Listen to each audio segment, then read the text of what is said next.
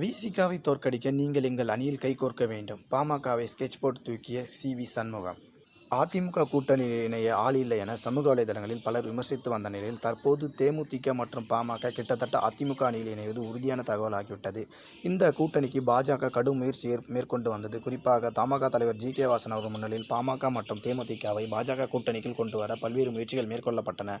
ஆனால் தற்போது சண்முகம் அந்த பாஜகவின் கனவை முறியடித்து தங்களது அணிக்குள் கொண்டு வந்திருக்கிறார். அதற்கான அவர் அமைத்த வியூகம் தற்போது பேசுபொருளாகியிருக்கிறது. பாமக கடந்த சட்டமன்ற தேர்தலின் போதும் நாடாளுமன்ற தேர்தலின் போதும் அதிமுக கூட்டணியில் தான் இணைந்து போட்டியிட்டது. ஆனால் எதிர்பார்த்த அளவு எந்தவிதமான வெற்றியும் கிடைக்கவில்லை. அதனால் அதிருப்தியில் இருந்த பாமக தலைமை இந்த முறை பாஜக கூட்டணியில் இணையலாம் என முடிவெடுத்தது.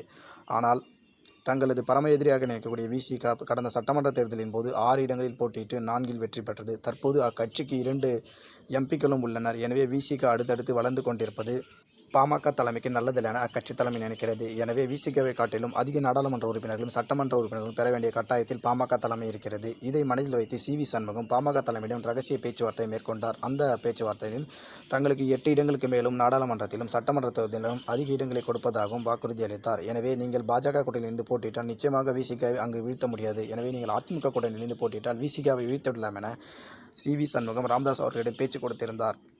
சண்முகத்தின் இந்த பேச்சு பாமக தலைமைக்கு மகிழ்ச்சியை ஏற்படுத்தியது. எனவே விசிகாவை காட்டிலும் பாமக சட்டமன்ற தேர்தலிலும் நாடாளுமன்ற தேர்தலிலும் அதிக இடங்களை பெற வேண்டும் என்ற கட்டாயத்தில் உள்ளது. எனவே இந்த முறை அதிமுக கூட்டணியிலிருந்து பயணிக்கலாம் என தற்போது பாமக தலைமை முடிவெடுத்திருக்கிறது. எனவே அதிமுக மற்றும் பாமக கூட்டணி தொடர்பான முக்கிய அறிவிப்பு சில நாட்களில் வெளியேறும் என எதிர்பார்க்கப்படுகிறது. சண்முகத்தின் இந்த செயலால் அதிமுக தலைவர்கள் மகிழ்ச்சியில் உள்ளனர். பாமக போன்ற கட்சி தங்களது கட்சியின் கூட்டணியில் இணைந்தால் கணிசமான இடங்களில் வெற்றி பெறலாம் என அதிமுக தலைமை நம்புகிறது. எனவே எடப்பாடி பழனிசாமி அவர்களின் குட்புக்கிலும் சண்முகம் இடம் பிடித்துள்ளார்.